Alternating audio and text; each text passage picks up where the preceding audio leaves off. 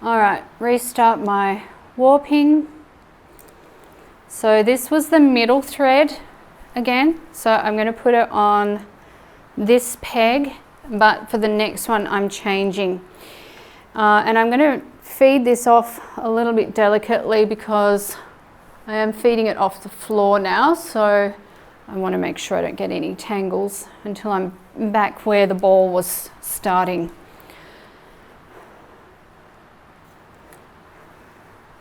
No tangles, thankfully. All looks good at the back there. Awesome.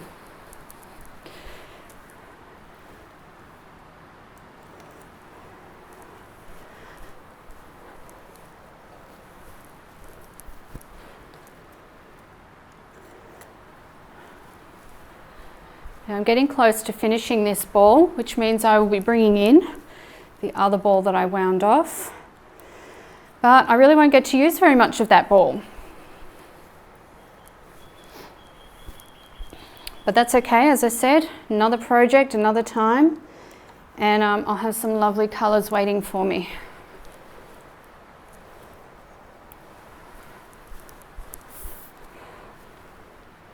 Going into yellow now. Okay, so as I said, I'm nearly finishing this ball. I'm just going to see whether it's going to stretch to the peg for me. Oh, I think I'm just going to get there. So close. Let's see. Oh wow, that's so close. Good. So I get to finish off that ball. And I'm going to tie that off. And I'll just get rid of the excess. This is my second ball. Remember, I'm going to take from the outside of the ball this time because that's where my colour continuation will match up with what I've got here. So again, I'll just pop that down, tie it on to the apron rod, and we're ready to roll again.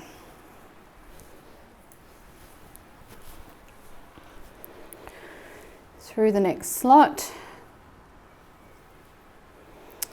All right. The centre pull bowls do feed off more easily than pulling from the outside, so just be aware of that.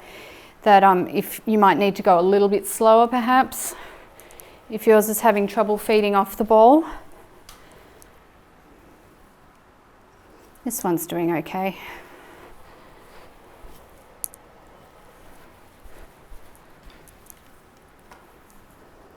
Going into a really lemony yellow now.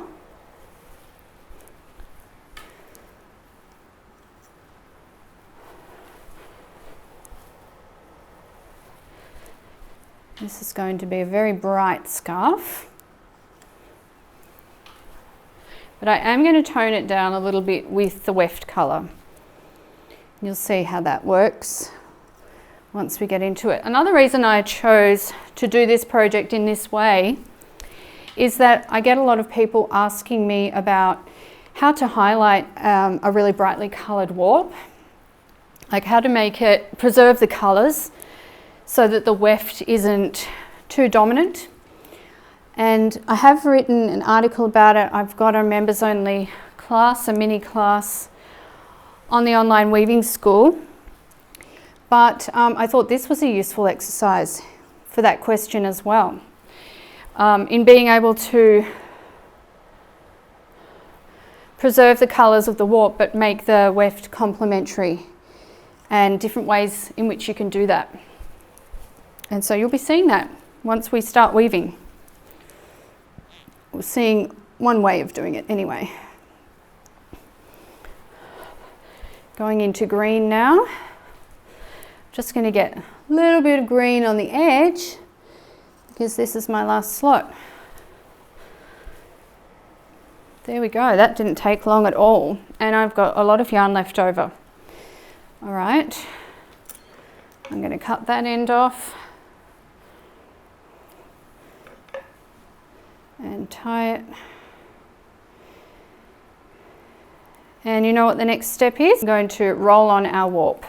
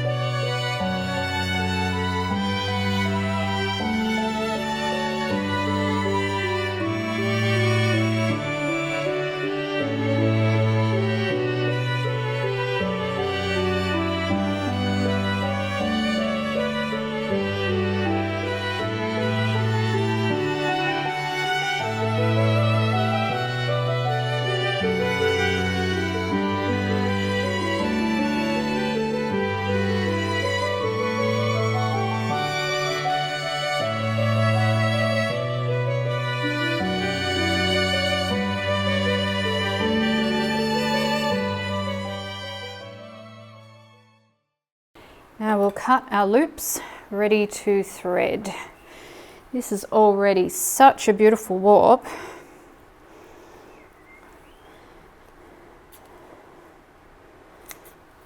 I'm really happy with how the colour placement came out.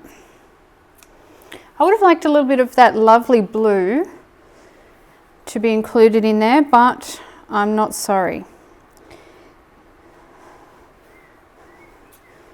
So just cutting all those loops.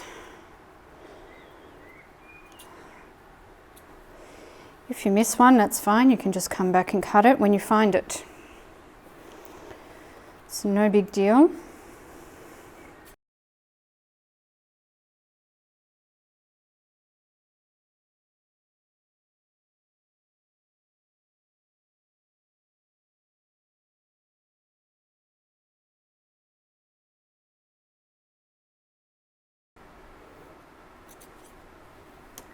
All right, now we can get to threading our holes. I always thread my hole to the left to begin with, but that is absolutely not a rule, it's just what I do. It's a habit.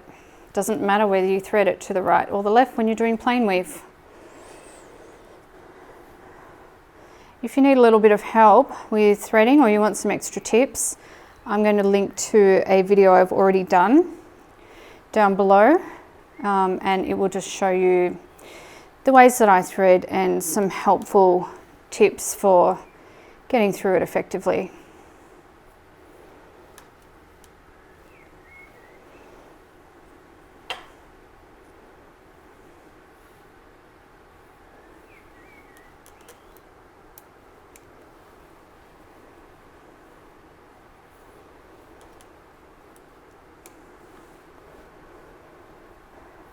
I try not to let my threads twist over each other at the back beam.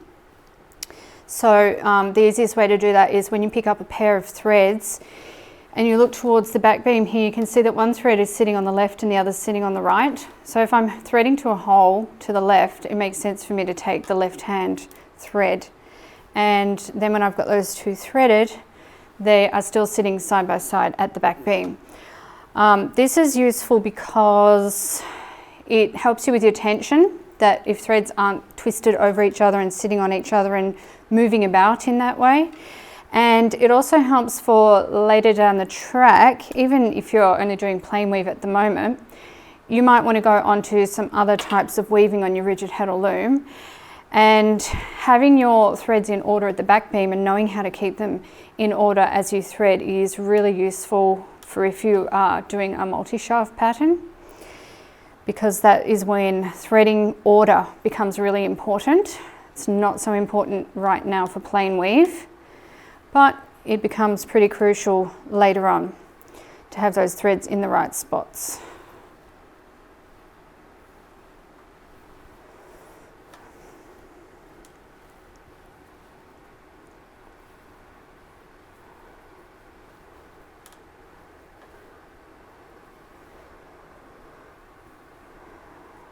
So friends, I'm going to speed up this video now so that you don't fall asleep watching me thread, and I'll see you when I get to the other side.